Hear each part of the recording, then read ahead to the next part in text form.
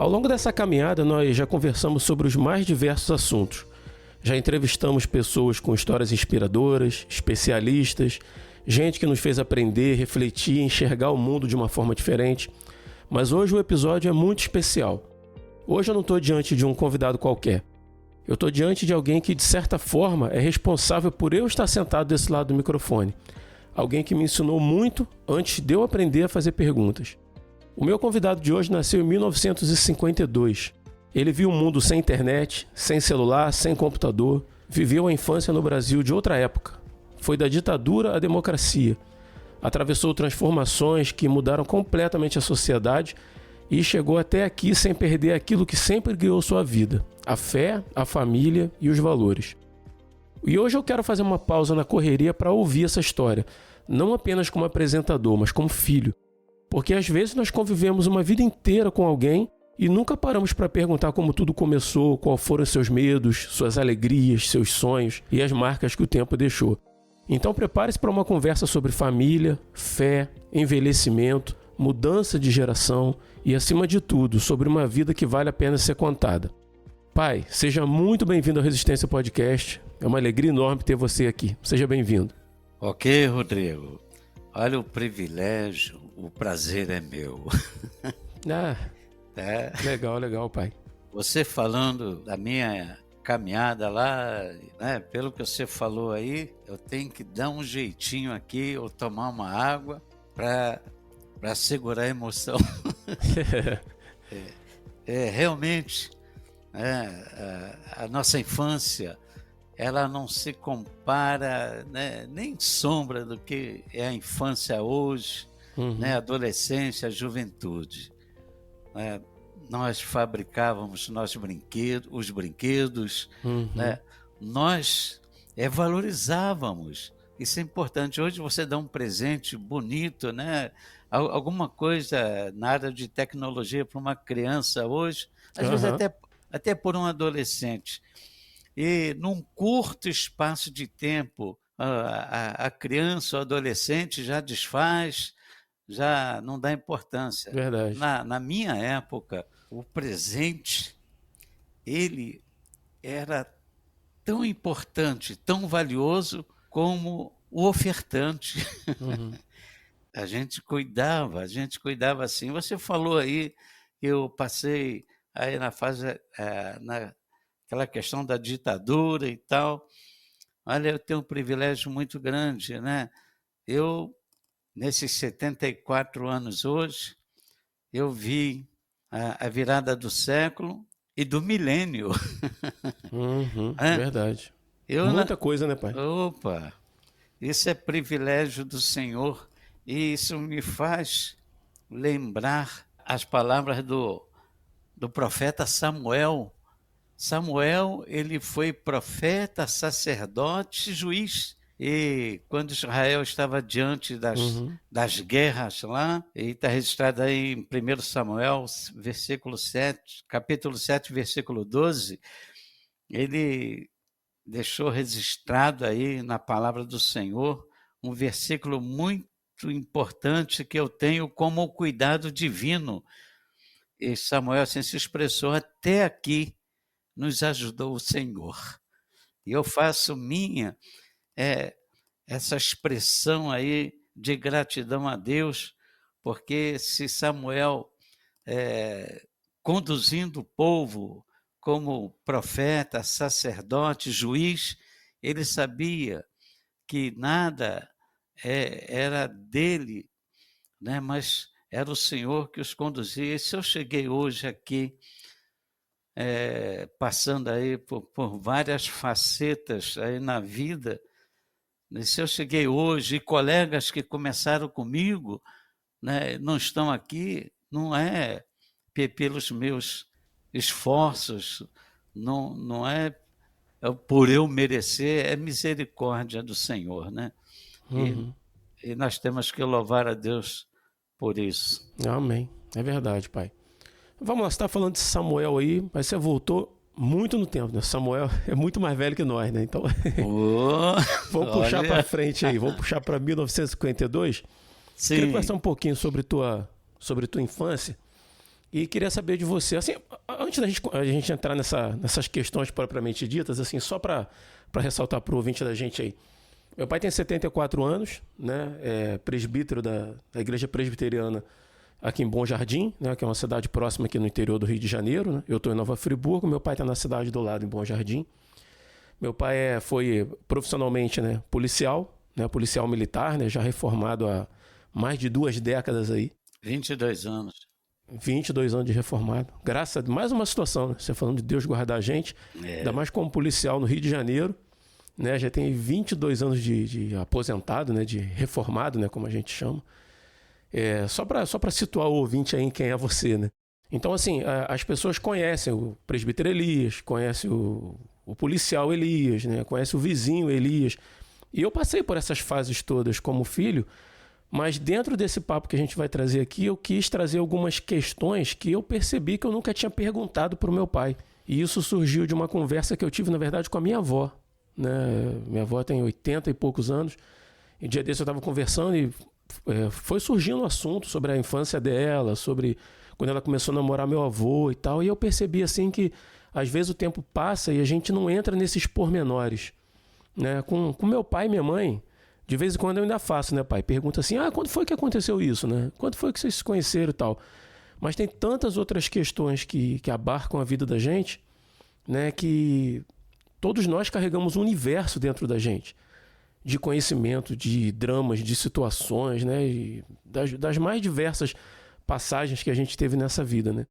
Então, assim, esse programa é uma oportunidade que eu me dou de ter uma conversa mais franca com meu pai sobre esses pormenores, né? E Sim. acho que isso sendo hoje o dia de lançamento desse programa, o Dia dos Pais, né? Ele está indo ao ar no Dia dos Pais. Obviamente a gente gravou antes, né? Mas eu acho que pode ser uma forma de até inspirar quem ouve a gente e tem a possibilidade de ter essa conversa com os pais, de esmiuçar a vida deles, né? E descobrir mais coisas sobre eles. Eu acho que isso pode ser muito, muito legal, muito interessante. Mas vamos lá, pai. Vamos voltar aí lá para começo da década de 50, 1952. E eu quero saber de você aí, qual é a lembrança mais feliz da sua infância? Olha, Vai ter que puxar a memória, porque eu não passei a pauta para ele antes. Vai ter que se virar aí de lembrar aí. Porque nada disso, nenhuma das perguntas ele teve acesso antes. Mas fala aí, pai. olha, essa pergunta aí, ela é difícil. Quero dizer para você e para os nossos queridos ouvintes que, né, meus filhos foram planejados. Eles não nasceram por um acidente. Nós pedimos a Deus, né, que Deus nos conduzisse e que Ele guardasse o período da gestação. Rodrigo, eu não sei se eu já falei para você com isso, eu ficava assim um tanto temeroso quando a Adelaide ela estava naquele estágio de gestação, porque nós víamos na formação da família, a gestação, o nascimento do filho, nascia filhos com problemas. E a gente não entendia. Olha, isso eu vi acontecer de nascer um filho com problemas sérios. Uhum. Até na família de pastor, eu ficava preocupado, falei assim, Senhor, tem misericórdia da gente, porque você vê uma criança que ela nasce com defeito psicológico e vai, né, vai por aí, isso é um problema sério para a vida toda. A luta dos pais começa ali quando nasce um filho, quando é diagnosticado com um problema desse, e ela só termina quando os pais fecham os olhos para esta vida, ou se a criança, ou se aquele filho que tem essa deficiência parta antes, né? Então eu pedia muito a Deus, quando ela estava grávida de você, eu pedia, Senhor, nos abençoe, Uhum. nos ajude, tem misericórdia de nós. Nós não sabemos porquê, não estamos aqui para questionar isso, mas tem misericórdia. E chegou o Rodrigo, garotão bonito, Olha aí, e, podcast. e essa pessoa especial que eu eu doei para a sociedade, né, me permita falar isso, né. Se alguém reclamar de mim aí, sabe que a culpa é sua, né?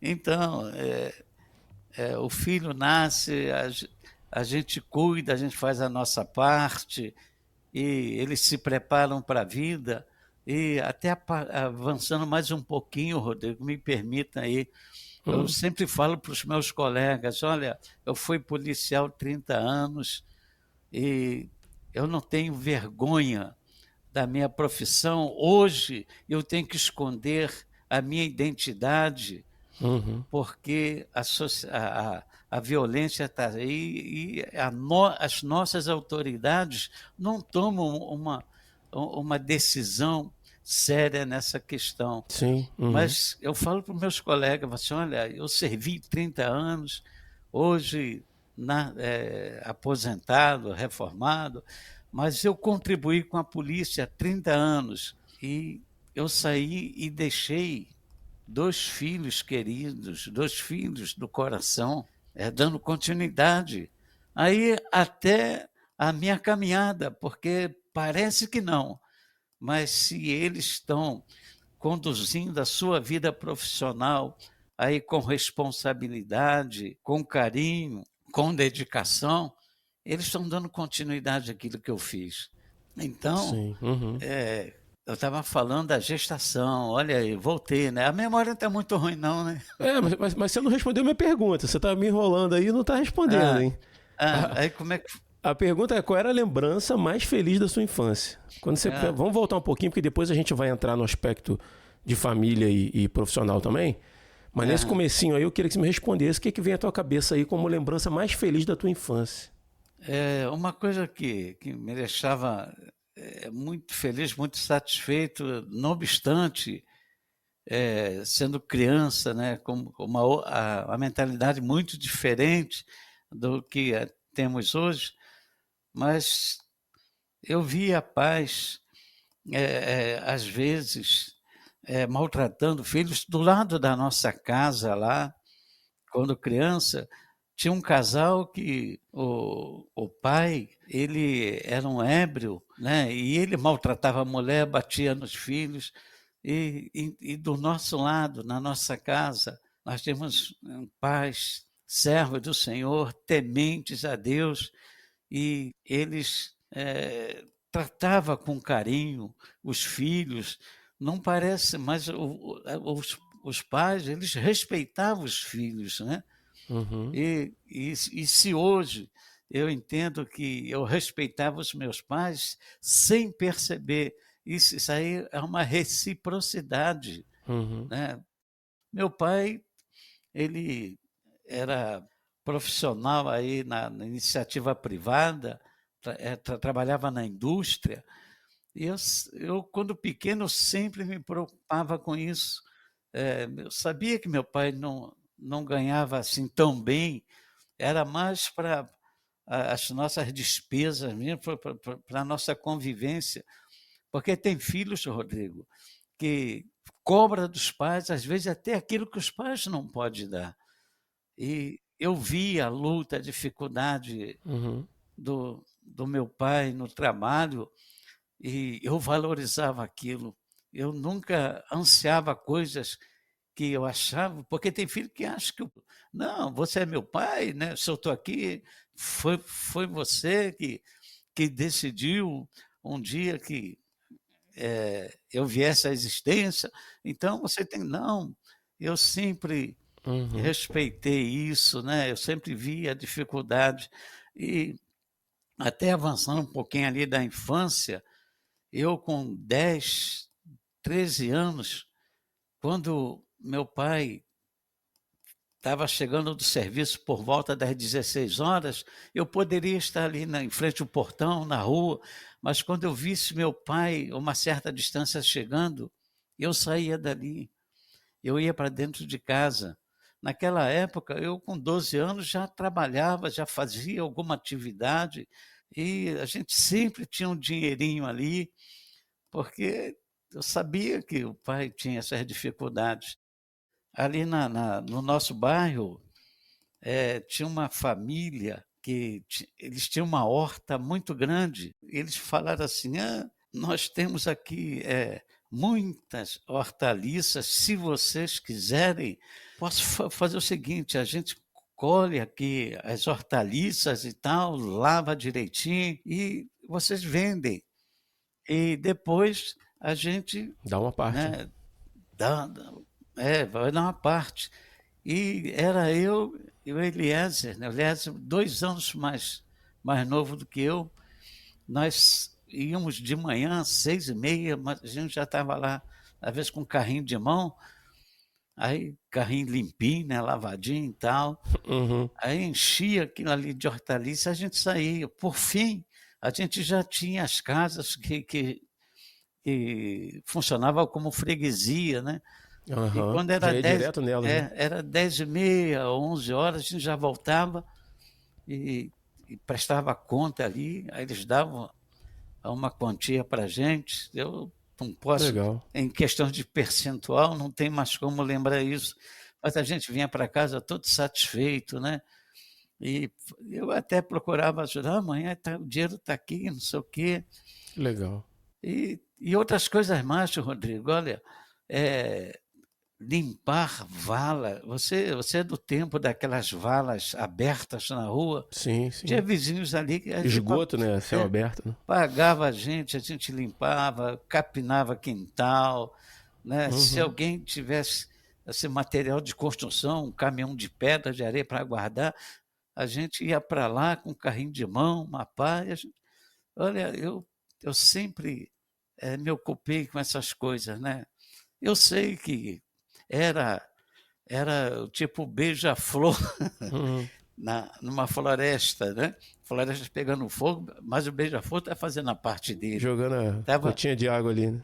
jogando as gotinhas de água, então o que eu podia fazer, aquilo não era, eh eh, só meu, eu deixava à disposição. E curioso, assim, que o teu trabalho de criança é o que te traz uma lembrança feliz da tua infância, É, né? Dificilmente a gente se perguntar isso para uma criança hoje que de repente trabalhe, dificilmente, penso eu, né, que isso vai ser o que ela vai remeter como sentido de felicidade, né? De repente um presente, de repente sei lá, um evento qualquer, né? Mas você trabalhava, contribuía em casa e isso te fazia feliz, né? Desde aquela época, né? Que legal, é. legal, legal. E o e hoje a criança, se tiver alguém, eh, aí no meu contexto, vai dizer: "Não, eu não tenho lembrança boa da minha infância, porque eu era explorado, eu tinha que ir à luta", né.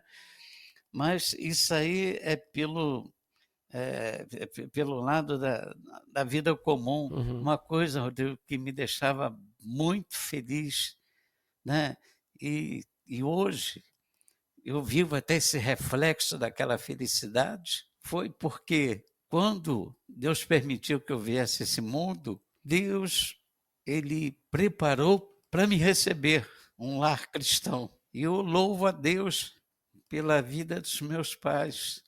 Hoje descansam das suas obras, Sim, mas sim. Deus preparou um casal cristão, preparou um berço para me receber.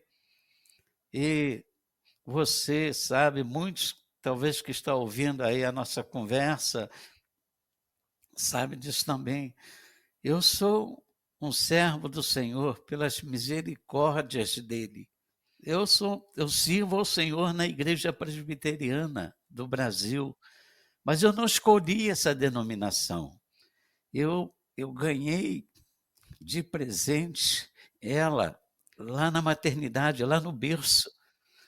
Quando eu nasci, papai e mamãe, cristãos, evangélicos, presbiterianos, Uhum. e eu nunca abandonei, Rodrigo. Uma coisa que me deixa feliz também, você está falando de felicidade de infância, a gente até avançou aí uma década e alguma coisa mais, mas uma coisa que, que me deixa feliz é que, diante de lutas e dificuldades que nós passamos, eu nunca mudei de denominações evangélicas. Olha, eu não estou aqui condenando quem vai para uma outra igreja, não, isso é um direito da pessoa. Sim, Mas sim. Uhum. eu não passei por isso. E eu não, na minha adolescência, eu tenho plena certeza que eu não fui um aborrecente, eu sempre fui adolescente. Eu nunca contrariei os meus pais, né, nunca deixei eles, desgostosos ou desgastados pela vida por causa das minhas ações, Que né. bom. E a gente sabe que isso não é por nós, é Deus conduzindo a nossa história, né. Uhum. E outra co você está falando em felicidade, olha, você abriu um leque aí agora, você falou É. que não passou a pauta, agora quem vai te pegar sou eu. Hã. É uma coisa que me deixa muito feliz, ainda lá na minha infância, porque eu com 10 anos, eu já na igreja a gente já estudava música, Uhum. e a segunda igreja presbiteriana em Nilópolis, na década de 60, ela tinha uma banda de música. Sim, já vi fotos. É, As fotos olha, preto e branco. é, eu não consegui tocar foi clarinete, mas eu tocava pistão, trombone e bombardino, mas o meu instrumento de predileção era o bombardino. Aí Uhum. eram 2 bombardinos, 2 pistões e 2 trombones. Quando faltava um pistonista, aí eu Assumia tocava, lá.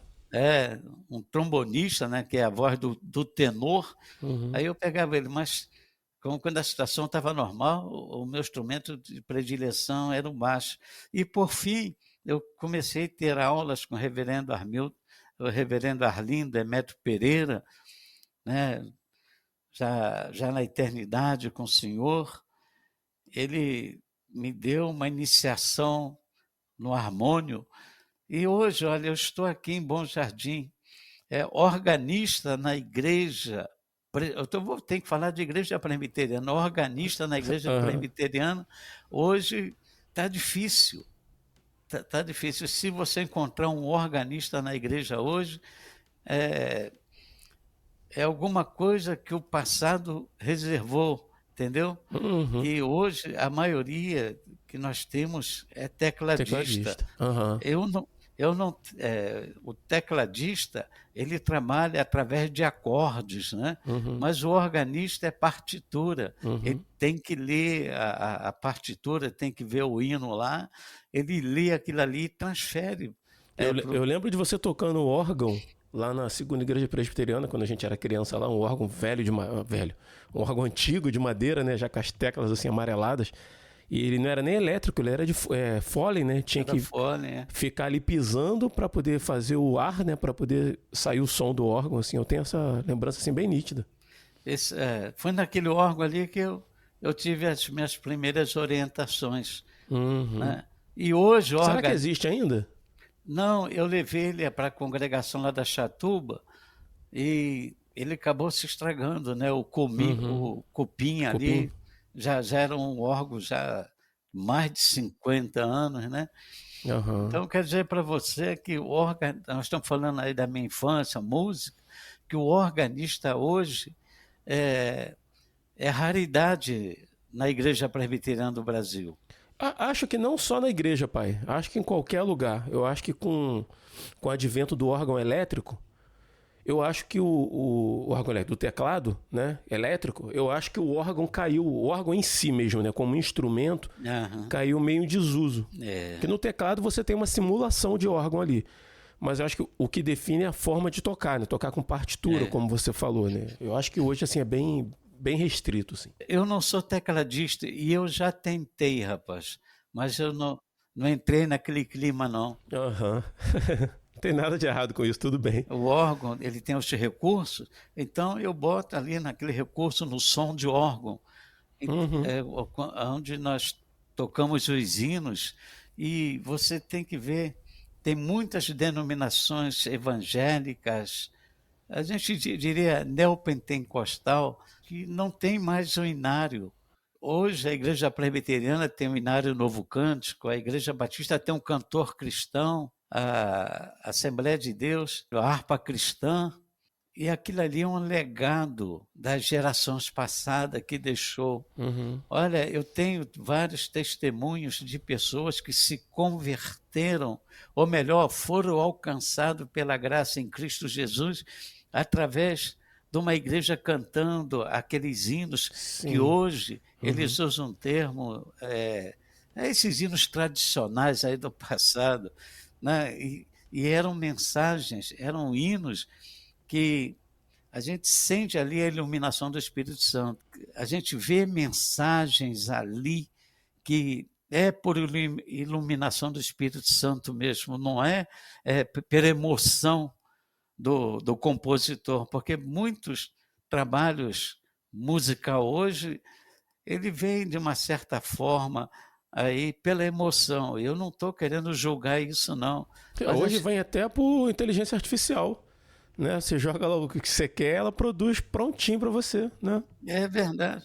Eu me lembro aqui daquele hino Rude Cruz, se erigiu, né? Olha, mensagem teológica, mensagem bíblica, a gente vê que eram pessoas compromissadas com a palavra do Senhor e usadas pelo Espírito Santo, né? Naquele Uhum. contexto ali do Calvário, fez uma música que ela tem rompido séculos, né? Tem música aí de 1870, 1840, e a igreja canta hoje, né? E tem pessoas que até se emocionam com a mensagem. Uhum. É assim, você falou de pessoas convertidas com música, eu conheço pelo menos um caso de um senhor que foi da nossa igreja, seu Leandro, né? Seu Leandro, conheço. Seu Leandro acho que ele era da Umbanda, se eu não me engano, passa em frente à igreja, segunda igreja presbiteriana de Nilópolis, para ir fazer um trabalho lá de Umbanda, lá numa esquina. Ele ouve lá dentro o hino cantando, para na porta da igreja. Eu lembro dele dando esse testemunho. Uhum. Ele joga fora tudo aquilo que ele estava levando ali, entra na igreja e não sai mais, né? Passa a caminhar com a gente ali. Eu tenho essa lembrança muito nítida. O seu Leandro aí, quando ele passou, era uma quinta-feira na porta da igreja, ele estava ouvindo aquele hino, Finda-se esse dia que meu pai me deu. Eu não sabia qual era o hino. Foi esse hino aí que ele falou que ele esqueceu. Ele falou assim, eu esqueci de onde eu vim, tudo fugiu da minha mente. E aquele hino ali foi tipo assim um banho que eu tomei. E ele chegou em casa, disse que a primeira coisa que ele fez foi jogar aquilo que ele estava trazendo de doce bebida e entornou na pia lá da cozinha, foi lá no canto lá onde ele guardava essas coisas, aí esvaziou um montão de garrafas e falou assim, a partir de hoje ninguém bebe mais nessa casa. Olha aí. Um hino que ele ouviu cantando na igreja. O Deus que habita no meio dos louvores alcançou ele através de um louvor, né? E você vê quantas vezes ele passou na porta da igreja ali, mas tinha que ser naquele dia, né? Ele não ouviu mensagem, não ouviu um grande pregador, um grande orador, foi um hino. E hoje a pessoa não dá importância aos nossos hinários, né? Eu nem acho assim que, sinceramente, assim, que a gente não tenha música boa hoje. Uhum. Tem muita música boa. Muita, sim. Só que tem muita coisa ruim também, né? E a questão é que o Inário entra nesse critério também, tem muita coisa boa, né? E às vezes por uma questão de modernidade se deixou de lado. É verdade. Né? Aqui na nossa igreja o pastor ainda tem esse hábito, né, de colocar o hino do Inário, pede pra gente não quando estou mais no louvor, mas pede pro pessoal do louvor colocar e tal, e é importante sim. Mas vamos lá. Agora aqui, eu vou puxar um cadinho mais pra frente. Você casou com quantos anos com a mamãe? Eu casei com 25 anos. 25. Começou a namorar com? Se esquecer, você vai arrumar um problema, hein? 22. Não, 22. Não, mas é o seguinte, eu comecei a namorar, foi 27 de julho de 2000... 2000 não, rapaz. Não, 27 de julho de 72. Em 1972. Agora, deixa eu te perguntar, em que momento que você percebeu? Porque, tipo assim, você sabe as datas, você sabe quando você casou, você sabe quem foram seus padrinhos de casamento, certo? Mas a pergunta que eu tenho pra te fazer é a seguinte, em que momento você percebeu que você estava apaixonado pela mamãe? Tu vê que é uma pergunta diferente. Aí não vai ter data, mas quando que você percebeu que você estava apaixonado pela mamãe? Antes de você namorar com ela? A Adelaide, ela era adolescente lá na igreja. Mas foi em 71, é aquele caso, né? A gente tem que ser alguma coisa está batendo no coração, você, eu diria aí, no bom sentido, você ser meio atirado, né? Aham. Tem que ir E, atrás, né? e eu era um tanto assim introvertido, Aham. confesso isso. Aí, às vezes Quem você te vê hoje não diz não, né? Que você é bem conversado. na minha época tinha muitos que namoravam uma menina e a menina não sabia que namorava ela. Aham. No coração dele lá e tal, até aquelas ilusões, né? Permeava lá o coração, mas a menina nem sabia. Eu me Uhum. lembro que em 71 eu tive uma tentativa, né? E ficou assim, ficou para lá, ficou para cá, e foi empurrando aí do jeito que a vida levava. Uhum. E aí foi 27 de julho de 72, era uma quinta-feira. Nós saímos de um culto doutrinário.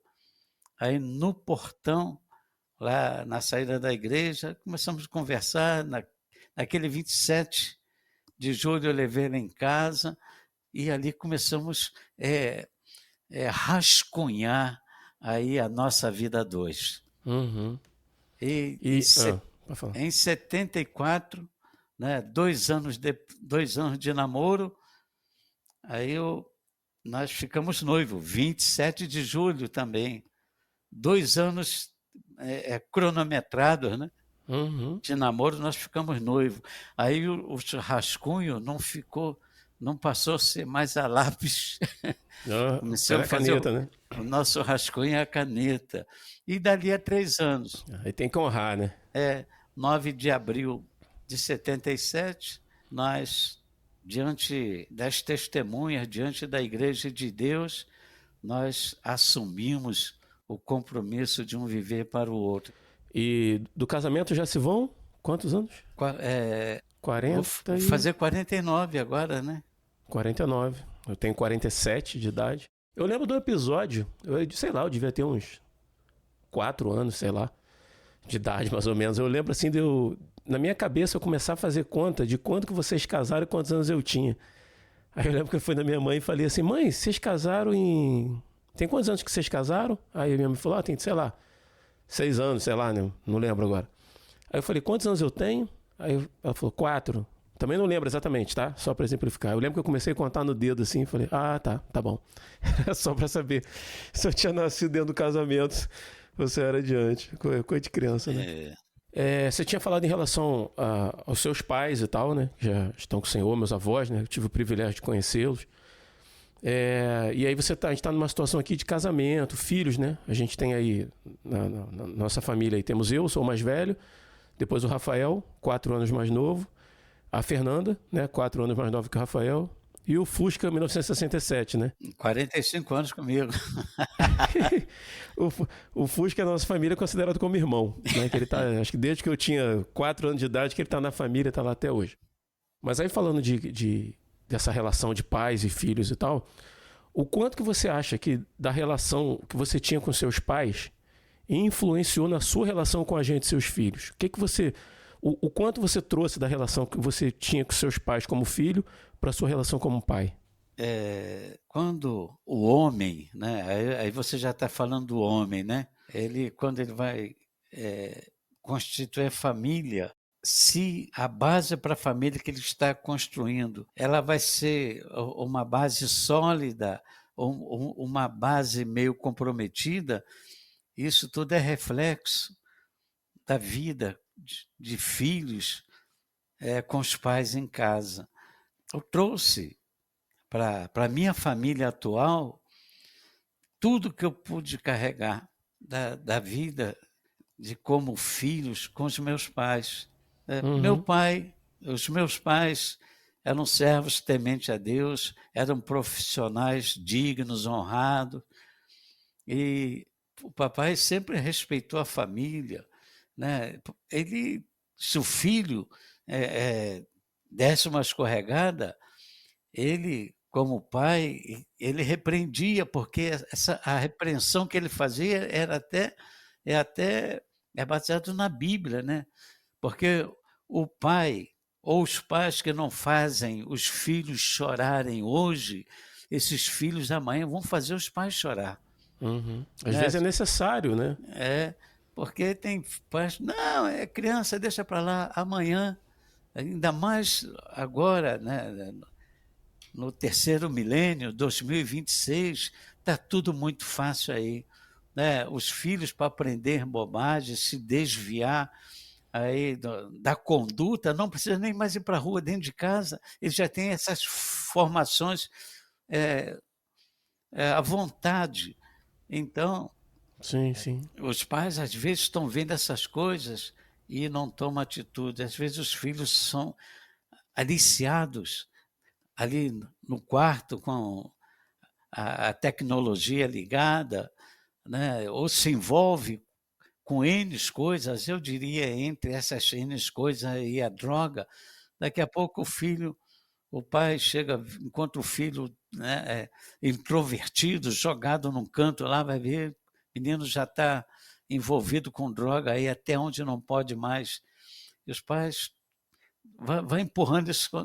Amanhã esse filho vai avançando aí na caminhada dele, aí pelos maus costumes e influências mundanas, Uhum. aí daqui a pouco estão os filhos atrás das grades, aí pai: "Ah, filho do coração, a filha do coração", naquela situação, sofrem, chora, mas por que que o pai está chorando hoje? Porque ele não fez o filho chorar amanhã, não, aqui não. Aqui é aquele negócio, Rodrigo, que eles usavam muito: "Olha, se vo pra você ficar legal comigo aqui, você tem que ler na minha cartilha". Hoje eles vão dizer que aquilo ali era até uma opressão em último grau, Uhum. mas o pai tinha que falar assim: "Não, você tem que aprender, rapaz", porque infelizmente, Rodrigo, hoje os pais não veem mais isso.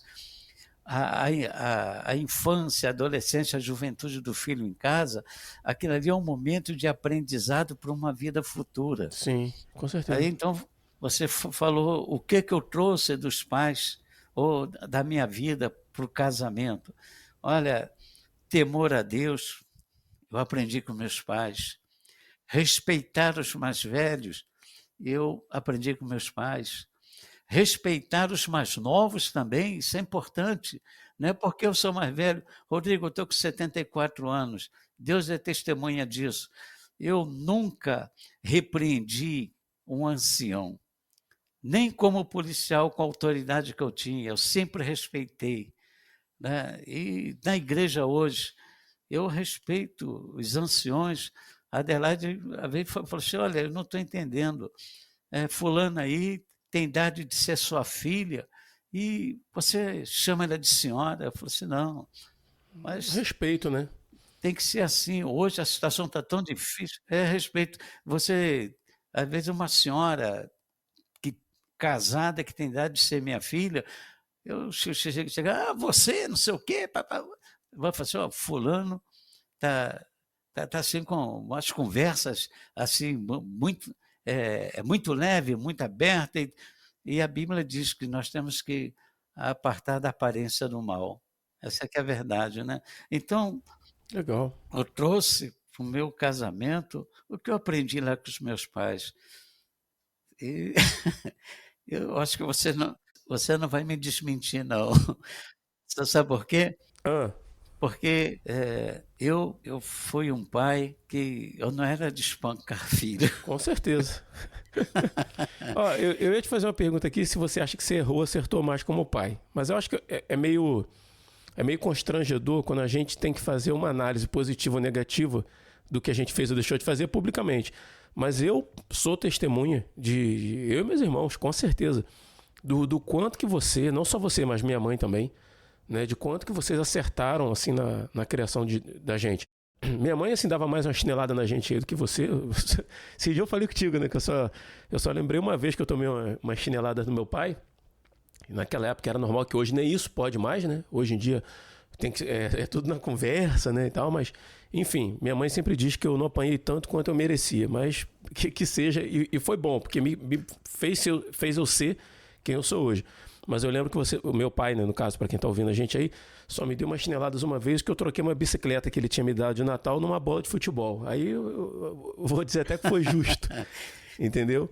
Mas, então assim, nós somos testemunhas de que vocês acertaram muito com a gente como pais, assim, repreenderam quando tinha que repreender, nunca deram tudo que a gente queria, né? Tudo no seu tempo.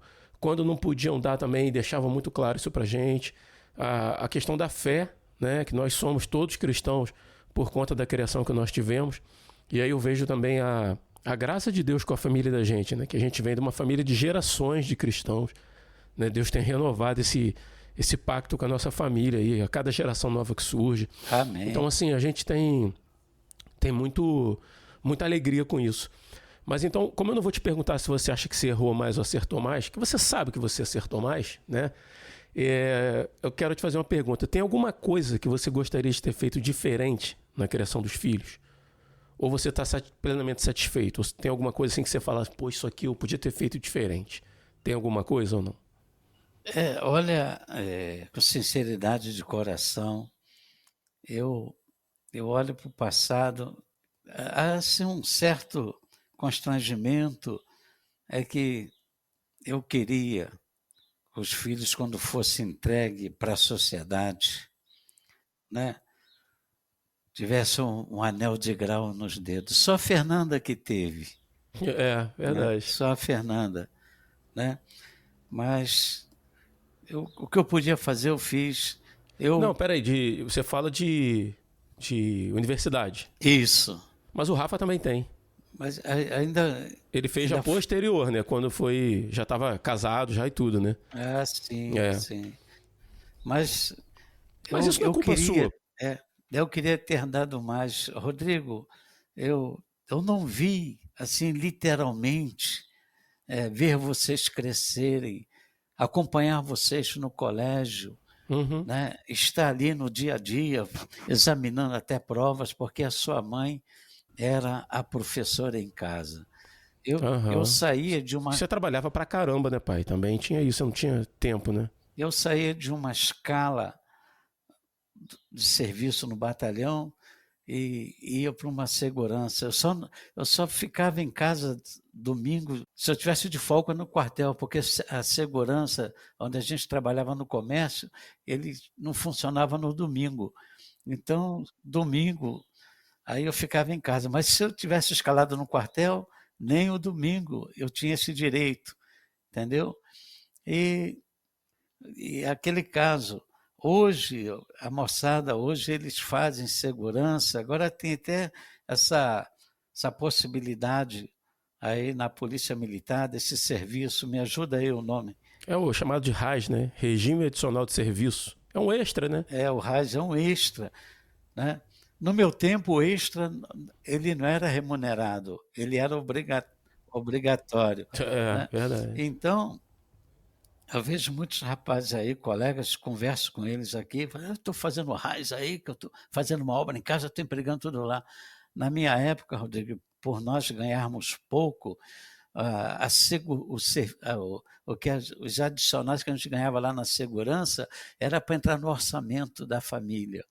Né? E hoje eu olho para trás e falo assim, poxa, eu queria ver um filho formado aí em alguma ciência, coisa parecida, mas a formação que suplanta isso aí é a formação moral que eles têm hoje. Com certeza. Eu creio que é reflexo, foi um aprendizado lá no passado, com todas as nossas dificuldades, porque nós somos pecadores também, nós somos falhos, né? E tudo que aconteceu de bom é pelas misericórdias do Senhor. Com certeza. Deus, ele é bom o tempo todo na nossa vida, né? Então, assim, deixa eu só te falar duas coisas. A primeira, assim, que se você carrega de certa forma, um peso, assim, por isso, né? Eu vou te falar, relaxa, né? Porque a Fernanda se formou em pedagogia, o Rafa se formou em segurança pública, já estava na polícia, né? E eu não me formei por opção, né? Porque eu estava já na polícia já há algum tempo, planejei minha carreira aqui dentro e eu não necessito dentro do previsto, não necessitava de nível superior para alçar novos cargos aqui dentro, né? Até onde eu planejava chegar. Então, assim, no meu caso foi opção. Eu não queria gastar tempo, cabeça, numa situação que não ia me servir para nada dentro da minha profissão. Então, assim, relaxa em relação a isso. E por outro lado, é isso que você falou, o que a gente carrega de mais importante na vida da gente é Cristo. É verdade. Né? E isso veio por ação do Espírito Santo, obviamente, né? Mas por influência sua e da mãe, que carregava a gente, que levava para a igreja, que ensinava em casa, que direcionava, né, o tempo inteiro. Então, assim, a gente mesmo tendo passado por momentos difíceis e tal, cada um na sua vida, né, eu e meus irmãos e tal, mas a gente nunca cogitou a possibilidade de abandonar aquilo que é mais importante, né? As coisas que são espirituais, né? As coisas que são tesouro no céu, né? Só pra gente fechar essa parte aí de família, mais uma perguntinha aí rápida pra você responder. É mais fácil ser pai ou é mais fácil ser avô? Essa é fácil. Que agora você tem 7 netos, né? 3 filhos e 7 netos aí, de variadas idades. O que é mais fácil? Ser pai é aquela responsabilidade tremenda, né? Nós estamos conduzindo a família, né? Os dias vão passando e a vida, ela não aceita rebobinagem, né? O que passou, passou. Uhum. O passado se foi. Até a palavra rebobinagem, para quem tá ouvindo a gente aí hoje, rapaz, ó. O que é rebobinagem? Você tá falando de rebobinar fita aí, né? Isso. Você vê que essa expressão. O pessoal hoje não sabe nem o que é uma fita, vai saber o que é rebobinagem, né? Não dá para voltar, né? A gente tem que caminhar com os pés firmes, passadas firmes, né? E sempre conduzido por Cristo, porque se errar, a vida ela não vai aceitar rebobinagem, a gente não pode voltar fita, é dali para frente. E se errou no passado, daqui para frente é com humildade, é saber pedir perdão. Né? Então, a família, a gente tem uma responsabilidade muito grande. Pelo lado da vida secular, ser avô é mais fácil, porque aquilo que eu não vivi com os filhos, hoje eu brinco com os netos brincam comigo. Você tem fotos aí do Felipe? Eu tenho guardado aqui. Era um domingo, eu deitado na sala, o Felipe ganhou uma cartelazinha de negócio de médico. É um kit médicozinho, É um né? kit médico, escutando o coração, né, examinando e tal. Então, eu não tive esse privilégio com os filhos, né? E tem aquele negócio que eles falam assim, olha, avós, não interfira na educação dos seus netos, eles têm os pais, né? E isso é muito perigoso, isso pode trazer constrangimento, mas isso é pelo lado da vida secular, mas na vida espiritual, Rodrigo, o cuidado é o mesmo. Nós oramos aqui à noite, né, 20 horas, e a minha primeira oração é de gratidão a Deus pela bênção do dia e da noite que nós estamos vivendo lá no momento da oração. E a minha segunda gratidão a Deus, Rodrigo. Sua mãe é testemunha, né? Deus é testemunha disso. A minha oração é de gratidão a Deus pela minha família, pelos meus filhos. Eu suplico, eu rogo, eu imploro a Deus as misericórdias sobre os meus filhos e as suas famílias. Eu não esqueço disso. Isso aí é o culto da vida pessoal. Andando, lembro dos filhos, Senhor, tem misericórdia. O Rafael trabalhando, madrugadas, eu acordo, falo, Senhor, seja com teu servo onde ele estiver. Guarda, proteja, livra ele do mal. Então, hoje, a sua pergunta foi essa, se foi mais fácil a vida lá com os filhos ou com os avós. Com os netos. Com os netos, né? Então, eu digo para você que a vida lá nos filhos, né, era aquela responsabilidade direta, né, em todas as esferas da vida, física, material e espiritual. já na esfera, já que como avós, né, e os netos, o que a gente pode ajudar, nós estamos sempre de braços abertos. Uhum. Eu Mas sei disso.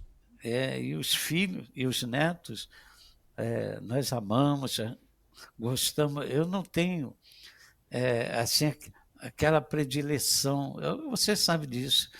Tem pais que têm predileção por filho. Não, eu amo os 3 filhos de igual forma. Uhum. Eu amo os 7 netos de igual forma, né? Porque isso é muito perigoso. Você fazer distinção, você pode deixar alguém desanimado, alguém triste, né? É verdade. Então, não pode ser isso. Então, olha, na minha forma de viver, na minha forma de cuidar, eu fui feliz na minha vida com os filhos. Olha, e eu continuo vivendo essa felicidade com os meus netos, mas sempre colocando todos eles no altar do Senhor. Porque o pai, Rodrigo, nós aprendemos na Bíblia, o pai, ele é o sacerdote na família. Ele é o intercessor da família. E se os netos nossos filhos 2 vezes, nós continuamos como sacerdote na vida deles também. Uhum. Então, nós intercedemos por eles em todos os momentos, né? E pedindo que Deus os ajude, guarde, proteja, e que Deus nos dê discernimento para nós não mudar aí essa visão, né? E sempre ter em primeiro plano o amor ao Senhor, fidelidade ao Senhor, porque se eu não sou fiel ao meu Deus, eu vou ser fiel a quem? Né? E eu louvo a Deus pela minha infância, juventude, pela minha vida de casado, pelos meus filhos, pelos meus netos hoje. Tudo isso são bênçãos do Senhor. Com certeza. Rodrigo, só terminando esse quadro aí, eu quero lembrar, um pensamento que eu falei aqui na sua promoção, a SUB. É um pensamento muito bonito que eu guardo ele. E diz o seguinte, olha, sem perceber, já conquistamos coisas que acostumávamos dizer, quem sabe um dia. Você vê, eu vi vocês nascerem, carreguei no colo, até troquei fraldas, né? E eu ficava olhando aquela criança, aquele menino, e falei, puxa, né, é uma luta hoje, até ver essa criança formada homens, quem sabe um dia. E hoje, né, hoje eu vejo você, querido filho, um subtenente na Polícia Militar, já caminhando aí para o final da sua carreira aí no Estado. Sim, O Rafael, né, a Fernanda, né, casada. Quem sabe, eu ficava olhando os filhos pequenos, falei, poxa, um dia eu ainda vou ter o privilégio, a benção de ver netos.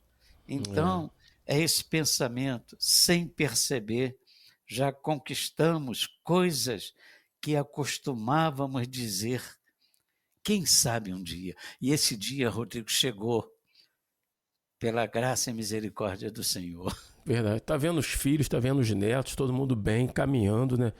Produtivos e tal. Isso é bênção. E é até legal que a gente, para algumas pessoas, pode parecer algo muito comum, né? Crescer, viver, ter filho, ter netos é muito comum.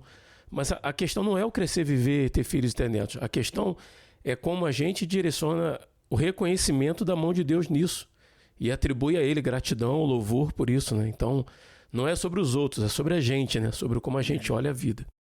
Tem algumas coisas, já caminhando para o final desse papo aí, tem algumas coisas que a gente só pensa quando chega a época, né? Quando a gente é adolescente, parece que a gente é eterno, né? Que a gente não vai envelhecer, que a gente, né? A gente não está preocupado, a gente não olha para uma pessoa mais velha e pensa assim, aquela pessoa ele já foi um adolescente, já foi um bebezinho, né? A gente tem até um amigo em comum nosso, um irmão em Cristo, pastor Schwint, né? Às vezes ele quebra isso assim, quando ele chega para as pessoas e fala assim, vou falar um negócio para vocês, vocês não vão acreditar, mas sabia que eu já tive a idade de vocês? E ele com cabelo branco, né? E as pessoas riem e tal. Mas fato é, pai, que muitas pessoas têm dificuldade em lidar com o inevitável, né? Que é o envelhecimento, né? Eu estou com 47 anos, você está com 74 anos. Né? Quando eu nasci, você era muito mais novo do que eu sou hoje. E você já é mais velho hoje do que seus pais foram. Sim. Né? Você já passou a idade dos seus pais, o tempo de vida dos seus pais. Então, como é que é para você lidar com o envelhecimento? Como é que você enxerga? Qual é a sua perspectiva diante do envelhecimento? Como que você lida com isso? Olha, Rodrigo, eu vivo bem, eu vivo tranquilo com a minha idade. A gente sabe que os dias vão passando, as limitações vêm, mas isso aí já está no pacote, né? Isso já está no pacote. E eu vivo tranquilo, aí na, já na idade avançada, porque, Rodrigo, eu sei que isso é bênçãos, é promessas do Senhor. Você me permite ler um versículo aqui? Claro. Efésios, capítulo 6. Olha só o que Paulo fala à igreja de Éfeso. Ele vai falar de filhos, eu vou chegar aí na minha idade, tá bom? Filhos, obedecei a vossos pais no Senhor, porque isso é justo. Honra o teu pai e a tua mãe, que é o primeiro mandamento com promessa, para que vivas bem e sejas de longa vida sobre a terra. No final do versículo 2, eu acho que ele responde aí a pergunta, a idade avançada, o idoso, isso é bênçãos do Senhor. Eu vejo até muitos irmãos nossos, evangélicos, falam assim, poxa, o pessoal fica nessa aí, a terceira idade, a melhor idade, isso é história. O pessoal ainda faz até piada com isso, né? Mas a longevidade, ela é bênçãos do Senhor. Se eu estou aqui, eu já interagindo aqui comigo mesmo por causa de certas limitações, eu tenho que ter essa consciência que isso faz parte da vida. Isso faz parte da vida, né? Tudo nessa vida se desgasta. O corpo humano, que é a máquina mais incrível que existe nesse planeta, ela tem prazo de validade, ela se desgasta, por isso que a gente tem que estar cuidando, lubrificando sempre, né? E o final do versículo aqui de Paulo é muito importante. Ele fala que é para honrar os pais, né? E ele diz, e esse é o primeiro mandamento com promessa, e a promessa é essa, para que vivas bem e sejas de longa vida sobre a terra. Então, se eu cheguei até aqui, é pela misericórdia do nosso Deus. Meu irmão não está mais aqui, daí ele morreu com 47 anos, e ele não chegou à idade, ele teria hoje 42 anos, ou 72 anos, e eu cheguei, né? Deus sabe todas as coisas, e o que eu tenho hoje, Rodrigo, é só agradecer a Deus. Senhor, muito obrigado por esses 74 anos, que a minha vida seja uma vida de louvor para o Senhor, né? Com todas as minhas limitações, com todas as minhas dificuldades, mas eu vivo essa vida alegre, feliz, porque ela nunca dependeu de mim. É o Senhor que sempre nos conduziu. E a gente, como cristãos, né, a gente tem algo que remonta ao futuro, né? Porque a gente fala de perdas, né? Pais que se foram, né? Meus avós mesmos, paternos, né? Seus pais já se foram, passei pela perda deles, pela perda do tio, né? Do tio Eliezer lá em 2001, de forma trágica, né? Pesado assim para a família, né? Mas a gente tem a confiança no Senhor de que e o Espírito Santo, ele é o penhor, né? Ele é a garantia de que aquilo que Cristo prometeu vai se cumprir. E dentre todas essas promessas, a gente tem a promessa da ressurreição. É verdade. Da salvação em Cristo, do reencontro, né? Com aqueles que morreram em Cristo. Então, assim, são coisas que... Eu ia falar talvez, mas talvez não. Com certeza, eu penso mais hoje do que pensava, né, no passado, na juventude. Né? Quanto mais a vida avança, mais a gente vai se deparando com essa realidade da carne, né? Do envelhecimento, né? E tal. Realidade, Mas verdade. eu fico muito feliz, assim, quando alguém... Às vezes alguém que eu não te vê há muito tempo pergunta: seu pai tá bem? Eu falo: tá bem, cara, tá bem, tá com 74 anos, tá bem de saúde, tem lá o programa na rádio lá em Bom Jardim, participa das atividades na igreja, tá lá sempre ajudando minha mãe. Então, assim, é o que você falou, é gratidão a Deus, né, pelo sustento dele, né, ao longo de todos esses anos, né. Mas, Rodrigo, fala aí na longevidade, idade avançada. Eu estou com 74 anos. Eu não falo isso com orgulho, eu falo isso com temor e tremor e submissão ao Senhor, que eu sou uma pessoa privilegiada, Rodrigo. Eu vejo colegas aí com 50 e poucos anos, 60, tomando aí uma série de remédios. É colesterol alto, é pressão, é mais isso, é mais aquilo. Tem pessoas com 55, 60 anos tomando 5, 7 remédios diários. Eu não tomo nenhum. Glória a Deus por isso, né? Deu esse problema aqui no quadril, né? É o que eu falei antes, é o desgaste da máquina, né? É o desgaste da máquina. É natural, né? Eu tive que tomar injeção agora, eu falei contigo, mas isso aí é para proteger a máquina, é para cuidar dela, para ela continuar trabalhando. Sim, né? sim. Então, mas no sentido geral aí de saúde, enfermidades, eu não tomo remédio nenhum. Eu não tomo remédio nenhum. E o melhor remédio para o físico é você tomar um copo d'água de manhã antes do café matinal. Esse é o segredo da longevidade. Não chega a ser um segredo, mas olha, vai ajudar muito no nosso organismo, né? Com certeza. Muito bom, pai. Muito bom. E para a gente fechar esse bloco aqui, o que você gostaria que seus netos e talvez bisnetos lembrassem de você daqui a 40 anos? Rapaz, essa pergunta...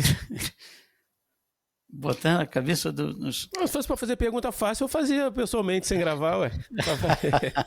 Para falar de Vasco, de Flamengo, de Fusca, a gente conversa pessoalmente. Aqui tem que ser uma coisa mais profunda. Mas olha, os meus netos, no futuro, na lembrança póstuma, né? Se eles lembrarem de mim assim, olha, o meu avô era um homem que temia o Senhor. Era um homem que tinha compromisso com o Senhor. Não obstante as fragilidades, as limitações dele, era um homem que temia o Senhor.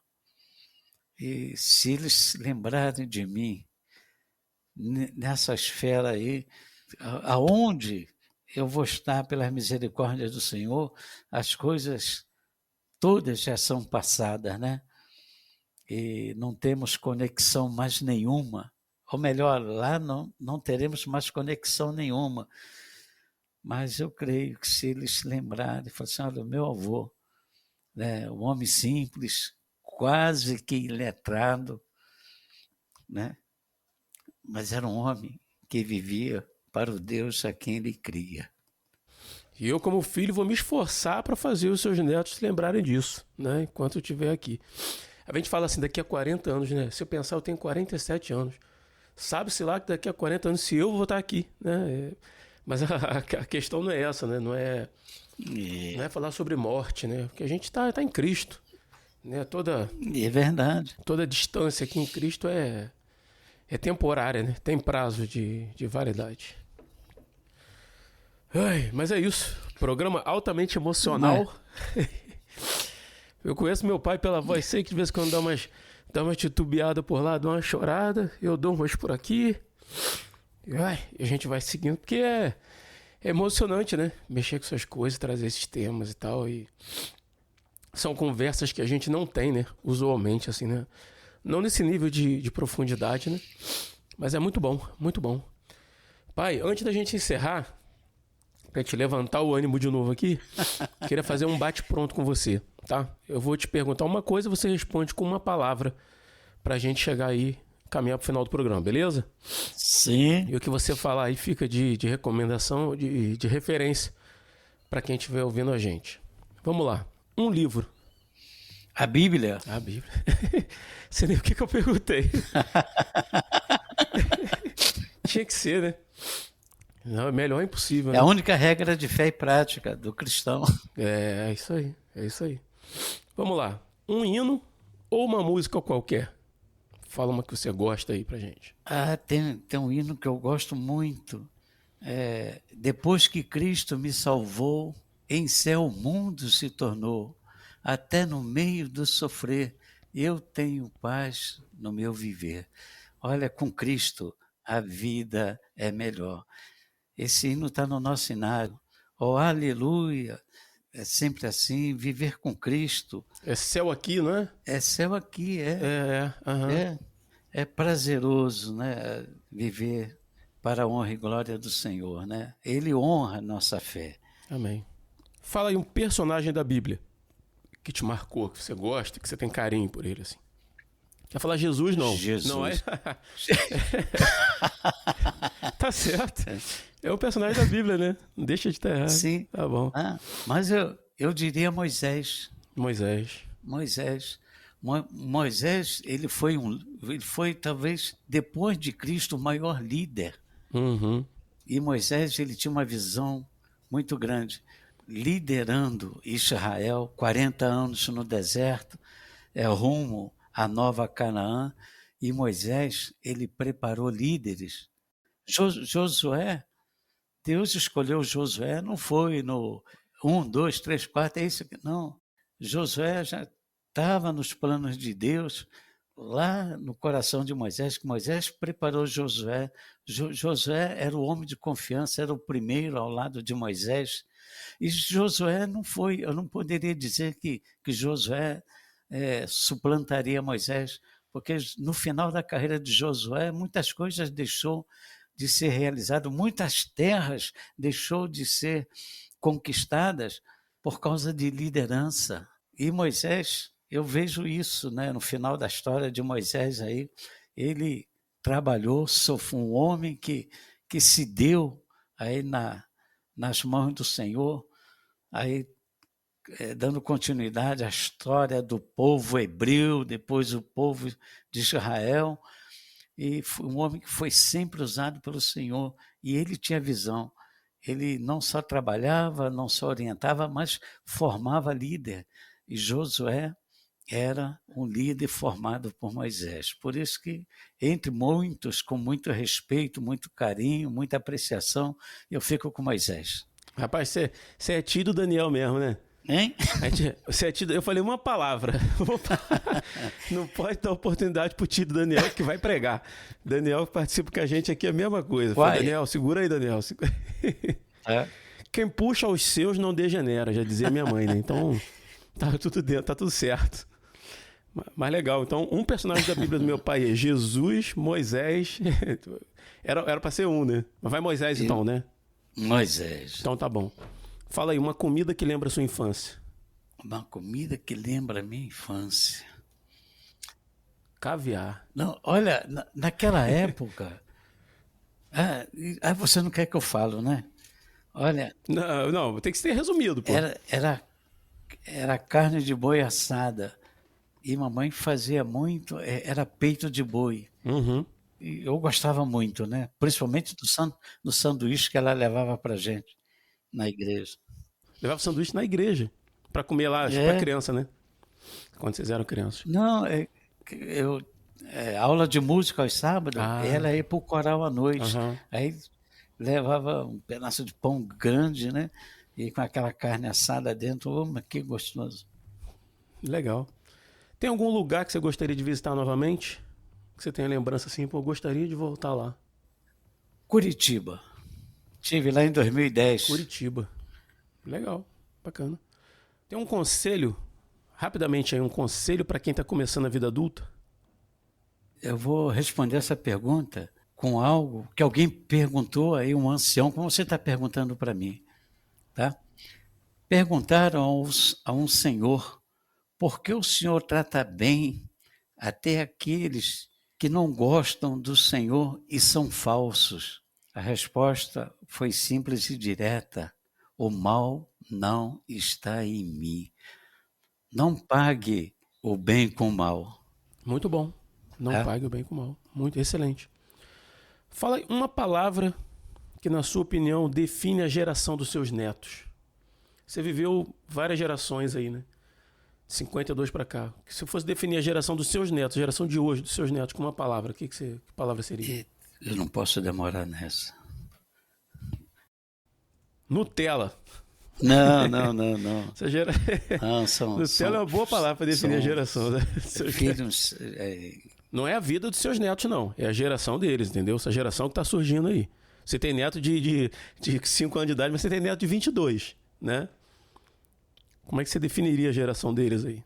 Eu diria que, em relação às gerações passadas, hoje está uma geração assim mais desvirtuada. Uhum. Mais desvirtuada até pelas próprias informações extra-casa, extra-igreja. É. A sociedade como um todo, assim, ela decaiu bem, né? Assim, para quem... Pô, eu tenho 47, você tem 74. A gente percebe como que os valores familiares, morais, né? A educação, o tratar com o idoso, o respeito, como que isso realmente mudou, né? E aí, infelizmente, a geração deles está no topo dessa pirâmide aí no momento, né? Fica uma geração meio dispersa, né? Uhum. Vamos lá, completa a frase aí. Valeu a pena, por quê? Sempre acreditei em Deus. Mais uma para fechar agora. Se eu pudesse voltar no tempo, eu continuaria o mesmo, vivendo na dependência do meu Deus. Muito bom. Muito bom, pai.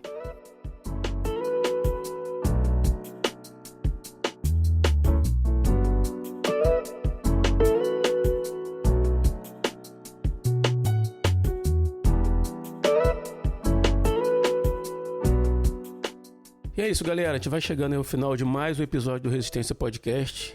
Esse episódio foi difícil gravar, hein? Difícil. Embora eu não tenha precisado preparar nada, porque eu ia só perguntar, mas a carga emocional desse programa aí foi pesada, assim, positivamente, né? Mas a gente vai ficando velho, a gente vai ficando chorão, né? A gente vai ficando mais sensível, né?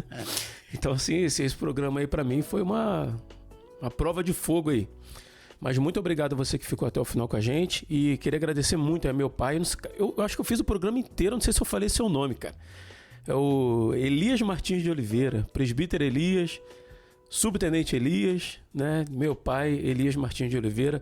Obrigado, tá, pai, ter tirado esse tempinho para bater esse papo comigo, para compartilhar isso com as outras pessoas, né? Para mim foi assim, muito bom, foi um prazer, de coração mesmo, assim, poder ter acesso a essas memórias, essas lembranças, né?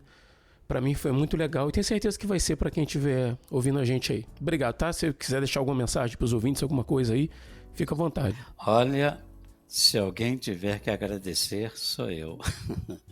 Mas olha, para os nossos ouvintes aí, eu quero dizer que vale a pena viver a vida primeiro em comunhão com o Senhor e, em segundo lugar, com a família, com os amigos. Mas não se esqueça de que o perdoar nessa vida é uma coisa fundamental nos nossos dias, porque muitas pessoas, né, se sentem no direito de entrar, às vezes, na vida, interferir de uma forma assim um tanto desrespeitosa, e considere essas coisas. Então, queria dizer para você, meu querido amigo, meu querido ouvinte, que está conosco, que o perdão é fundamental na vida. E eu já ouvi alguém dizer o seguinte, que perdoar é reconhecer que só Deus tem o direito de julgar. O pastor Samuel Gonçalves que fala isso.